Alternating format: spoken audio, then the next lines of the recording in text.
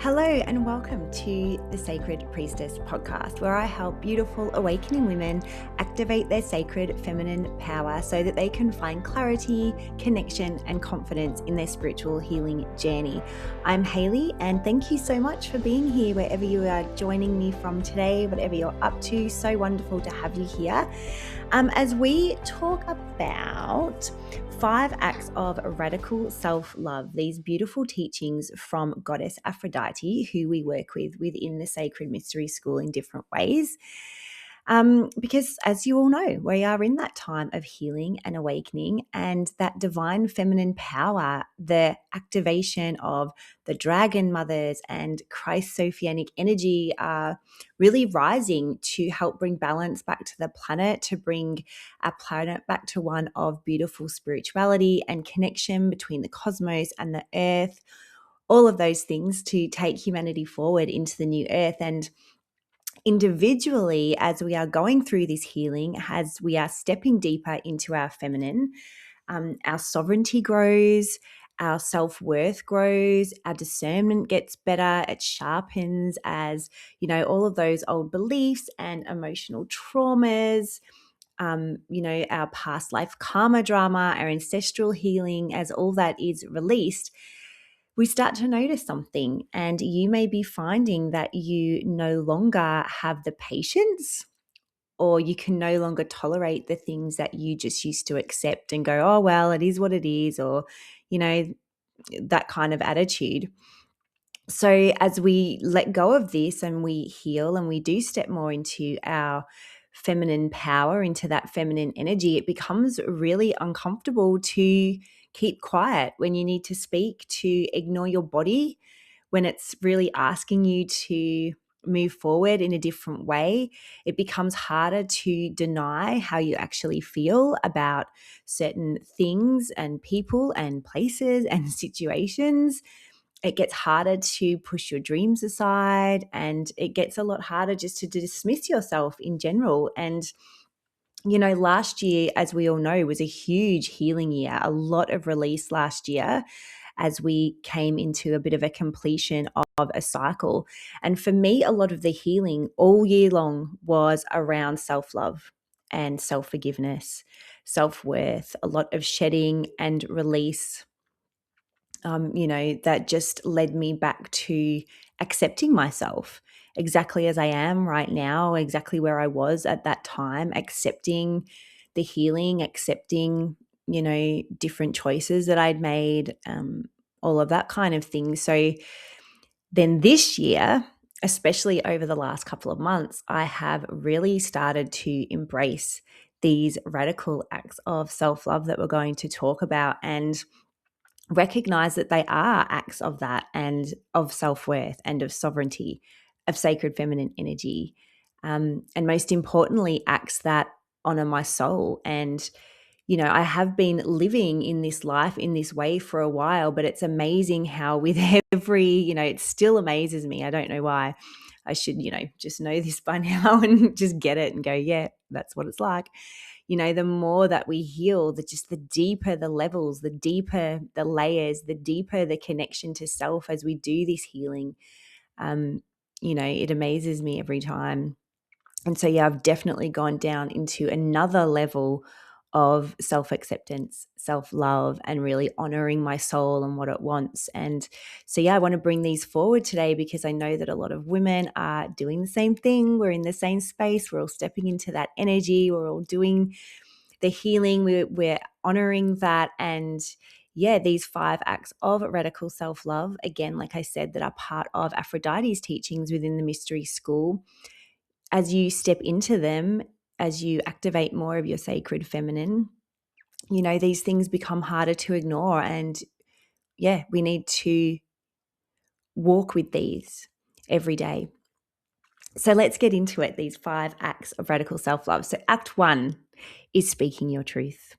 So, we keep quiet a lot, right? We swallow the words. Usually I used to do that with food. So, I would not honor my truth or my emotions and just shove them down by eating more.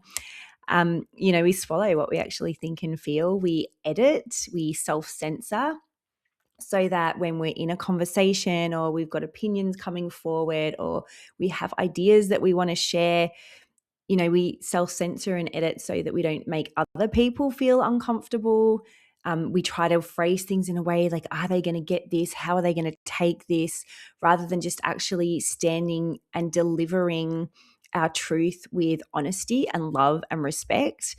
Because if we do that, no matter what, the other person's reaction is their thing and not yours. If you're standing in truth with love, compassion, and all of those things, if they get uncomfortable or they don't like it, there's not really much you can do about it. But we pussyfoot about and, say things we don't actually mean or add little bits in or take little bits out. And so that nobody else is uncomfortable. And, we tend to say yes a lot of the time when we mean no, or no when we mean yes.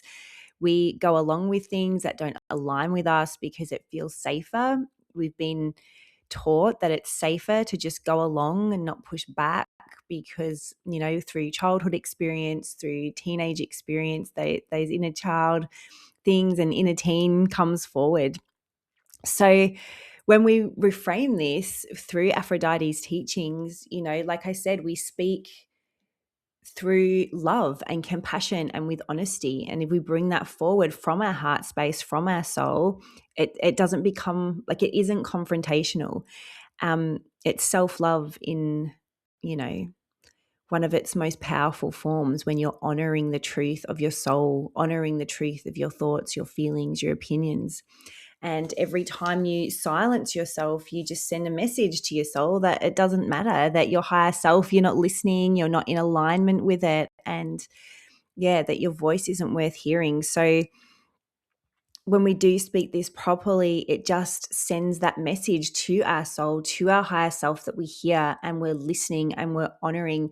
It sends a message to, even our guides and angels that, we're on this path and we're doing this and we're wanting to get to that space of complete and utter spiritual, like walking completely in that spiritual light, in that spiritual path.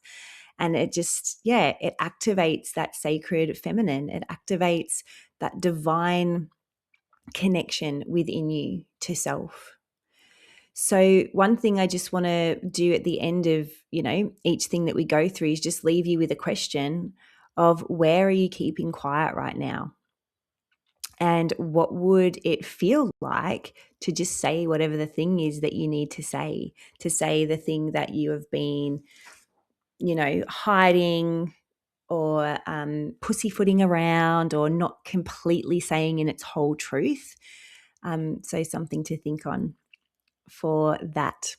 So Act 2 is honoring your body. Now, we've been programmed, most of us, to push through exhaustion. We override what our body is asking for. If our body is asking for rest, if it's asking for water, even if it's asking to go outside and be in the fresh air, we're like, oh, later, I don't have time for that now. I'm so busy and important, doing all these busy and important things. I just possibly, can't possibly do that. We overschedule ourselves all the time. But we call it productivity. We're being so productive doing all of these 10,000 things, We critique our bodies. We critique them. We judge them. We compare them to other people's. We punish them. Like I said, with speaking my truth, I used to push it down. And we're going to talk about honoring our emotions next, but, would push them down with food. And that's, that was punishing myself as well, part of that. Part of the regret and, not stepping into self-forgiveness. So, which is huge. That's like a really big thing to notice and witness and work through and let go of. And, that's the kind of thing that we do to our bodies. So, we've been conditioned to believe that our body is something to just ignore, that it's not important, that, we can just put whatever in it and give it whatever environment and that it's going to thrive. And it's something that we sort of manage from the outside, telling it what to do, micromanaging the body, rather than the body being something that we deeply listen to, intuitively, for what it needs, what it wants to thrive in this space, in the healing space as we awaken. A lot of ascension symptoms come from the body not being able to hold what's alchemizing, not being able to hold the light that's coming through, the codes that are coming through. Your body needs to be, healing happens all the way down to a cellular level, which is physical. It's a physical 3D embodiment. And if your body is struggling, if you are not listening, if you are not properly rested, hydrated, especially, if you are not, taking in the right nutrients, if your nervous system isn't regulated, you're going to get a lot of colds, flus, gastros, all of these, like I said, ascension symptoms. I'm doing air quotes for those people who, are not on the YouTubes. Yeah, that's where this comes from. And so we need to honor that and really listen to our body. And Aphrodite brings through to us the fact that our body is a temple, that it's a physical conduit for divine light. And it holds wisdom and intuitive intelligence. It holds healing intelligence. The body is so amazing at healing itself if you listen to it and you honor it and you follow it. It's got so much emotional memory. And when you honor your body, when you rest, when it asks for rest, when you nourish it, when it asks for nourishment, when you move it, when it wants to move, you're coming back into a beautiful relationship with it. And that's what it's asking for from you. Your body wants just as beautiful relationship with you as your higher self and your soul does, because it is the most sacred vessel that you have. If all the things that you are here to do and achieve and bring forward on this planet, you need your body to do that. And so many people are not doing that or haven't been doing that because the pain and the suffering of the physical body are in the way, because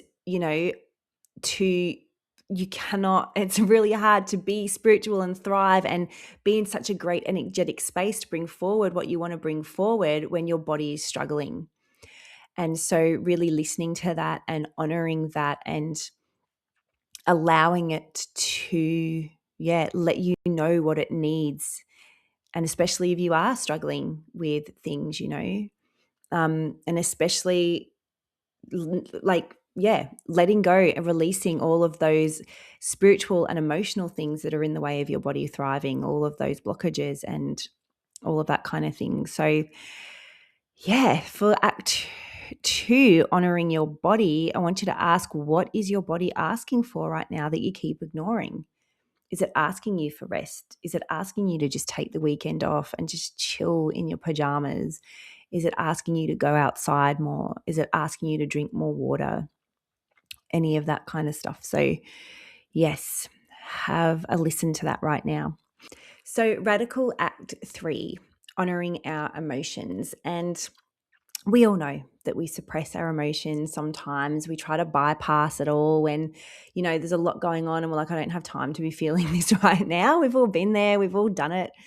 And I think it's hard in the spiritual space because we do understand our healing and we do spend the time crying and releasing, journaling stuff out. We spend time meditating with the moon to release. We spend time, in meditation, releasing past life trauma and motherline wounding. And so, we do get to that thing of like, why am I feeling this again?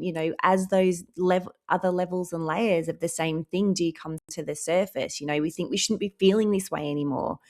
Right. And, we spiritually bypass too by just jumping into lessons before we've actually felt things. So I think sometimes we can kind of really skip the emotional alchemy and go into something like, oh, I'll just do this meditation and it'll be cleared. And you know what I mean? So we don't actually really dive deep into that shadow sometimes.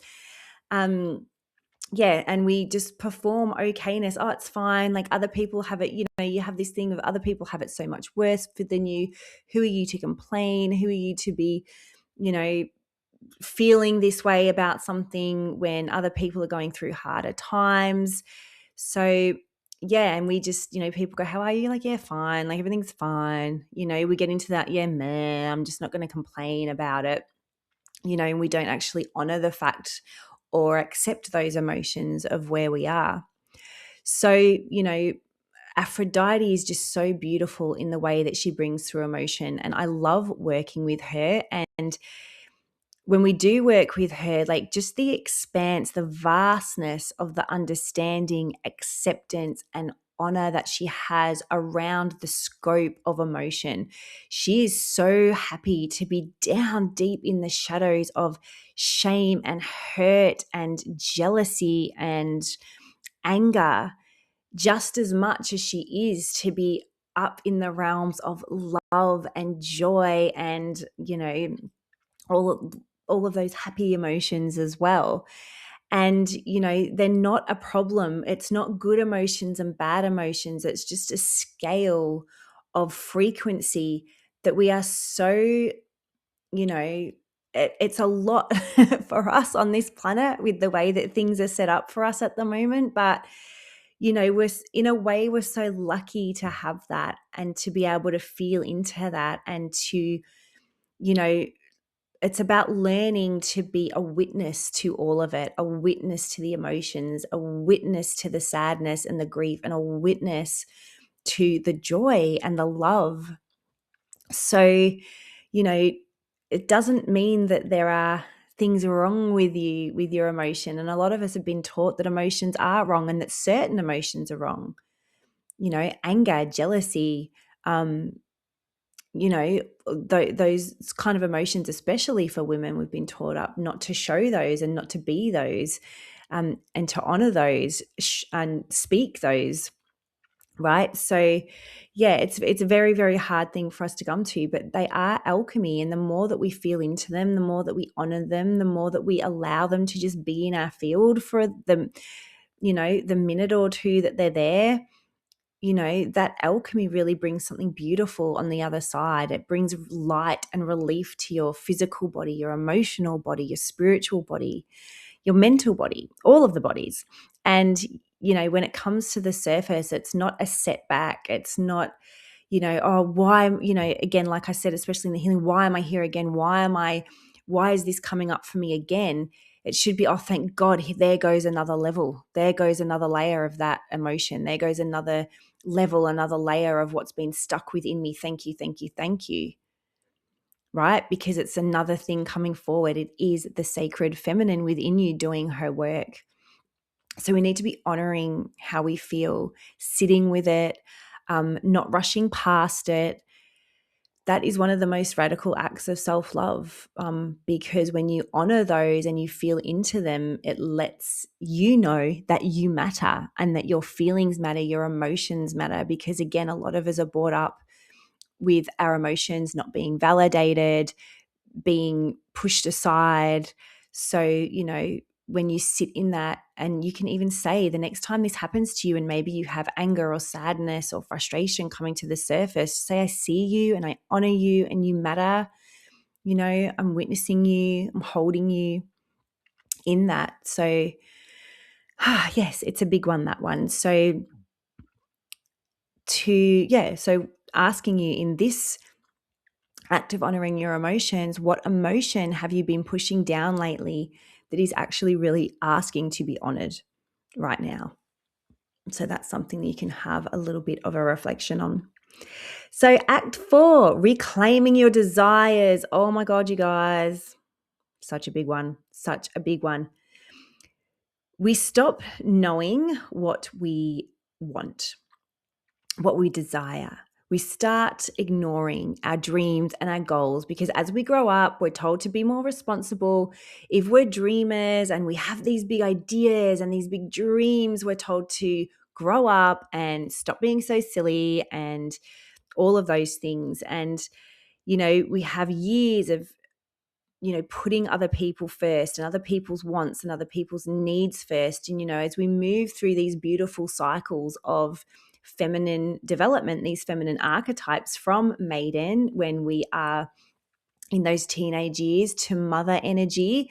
And this is whether you're mother or not, like we still step into that sort of nurturing mentorship energy as a mother, as that mother archetype. And then we move into queen, that sort of perimenopausal, menopausal stage where you're kind of coming more back into your own once the kids are flying the coop, and then into that beautiful crone energy, that wisdom energy. So, through those years of mother energy, when we've been, putting our children first, our family first. Some people are looking after, sick loved ones, parents or siblings. So, we're giving all of that over. Our desires get quieter, our wants, our needs, our goals, our dreams, we allow them to be pushed to the back burner because we're, told that that's selfish.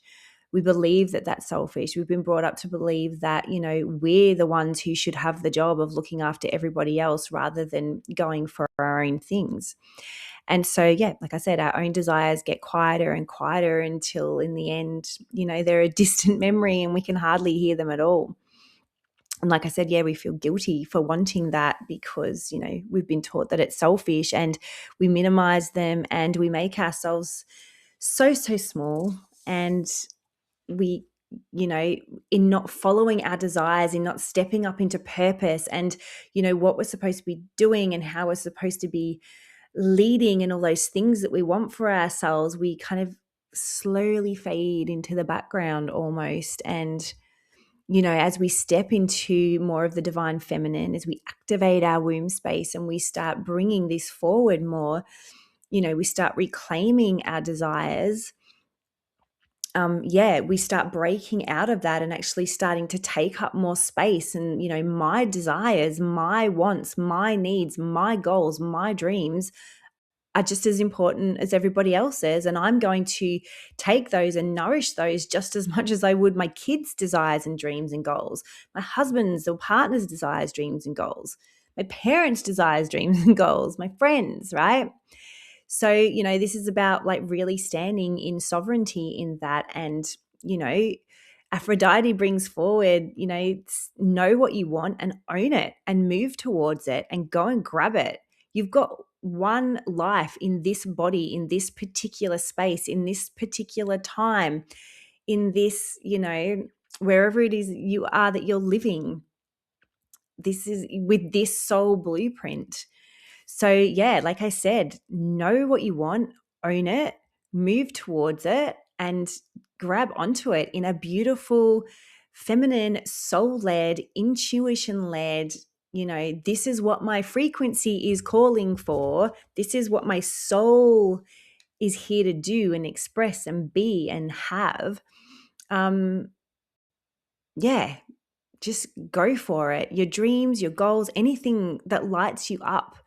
Even if it's small things. I've been sitting doing book nooks. I love a book nook, and it just brings me so much joy and so much pleasure sitting there putting them together. They're the cutest things ever. If you don't know what a book nook is, give it a little Google. They're just gorgeous, and it just lights me up to sit and do it, and just to have that time by myself, just putting it together, just sitting and reflecting and not rushing around. And yeah, it's been brilliant. Even just something that seems that trivial, but it's just so much fun and just lights me up inside. So, these little things, the little things that make us happy. So for this beautiful radical act, just ask yourself, what is it that you actually want right now? If you could have any dream come true right now, whether it be an overseas holiday, starting your own business, quitting your job, I don't know, getting married, whatever it is, what is it that you really, really want right now? What are those dreams and goals that you had when you were younger that you put aside to become responsible or become an adult or become a mother? Or have a think about that. Did you want to write a book? Did you want to be a singer? I don't know, whatever it is. Yeah, just have a think about that. So lastly, radical act number 5, self-acceptance. Self-rejection is sometimes subtle, but it's that judgment, and it's so normalized that we really don't notice it. And I've said quite a few things in talking to friends, like, bestie friends that'll call you out. And they've just said, my God, why are you talking about yourself like that? And I'm like, what?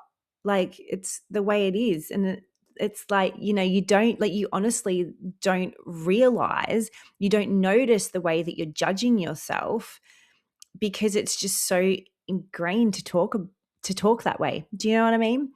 So we're also constantly comparing ourselves to other people. Like I said, we're shrinking a lot to make other people comfortable. We're shrinking to allow others that spotlight and to shine. And a lot of that might come actually from vows and agreements that you've made. So maybe that might be something to look into, especially if you notice it around certain people all the time, like particular people it happens with over and over again.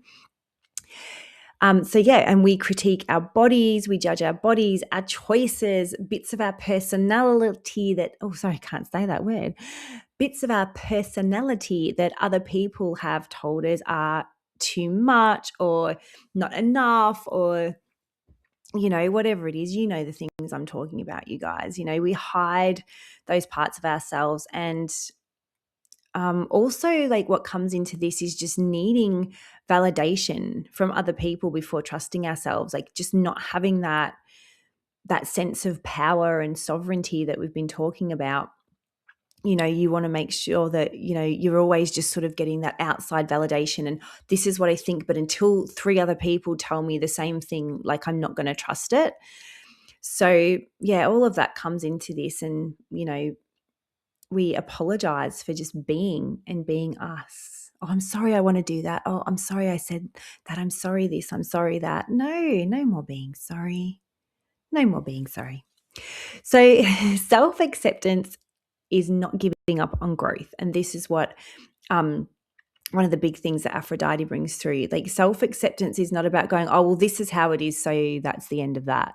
Self-acceptance is about just really loving and honoring who you are right now, in this moment, in any given moment, in the next moment, the way that you're feeling, the way that you're looking, the way that you're acting, the way that you're reacting, the way that you're showing up, and just accepting that that's how you are today. We all have our days, and we have, as much as we all want to be like as light being-y as possible, we do our best. And gosh, I have days where I'm just hideously rancid, like in my attitude, right? And that's okay.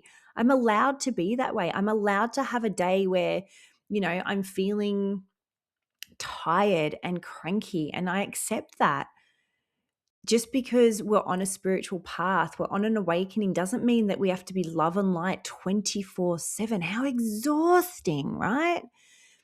Because that's just not going to happen. We're not going to be that way. We're going to have those days where we feel like poo. We really are, and that's okay. And, I accept that. I'm going to accept that, there'll be something happen and I'll get all funny about it and judgy about it or jealous about it or envious about it, whatever it is. And I just notice that and go, ooh, that's interesting. Like, that you're reacting that way, Hales. But, let's accept that. Let's move through it and let's keep going. So, yeah, it's not that you stop caring if you just accept the way things are right now and you accept how, things are going for you right now. It's the foundation from which the growth actually happens. You cannot heal what you are completely and constantly rejecting. So you can't step into your power while you're at war with yourself, while you're judging the emotions, like I said, the reactions, the way you look, all of those things, right? So Aphrodite, she asks you to look at yourself, all of yourself, your shadow, your light, and say, I am worthy, I am here, and I deserve because I am. I deserve because I am. Yeah, sorry, it's just talking to me. So you don't need to earn anything, right? If I do this and if I accomplish this, then I can accept myself. Then I can, if I'm skinnier, then I can accept myself. If I have a better job, then I can accept myself. If, all of these things, if I have a partner, I can accept myself. You deserve all of the things that you want. You deserve all of those things. You deserve to be happy. You deserve to be in your bestest, highest energy and spirits all the time, just because you are existing right now as a soul on this planet, because you are part of Christ Sophia. You are part of the all that is. Yeah. You know, you're amazing, and please accept that and know that.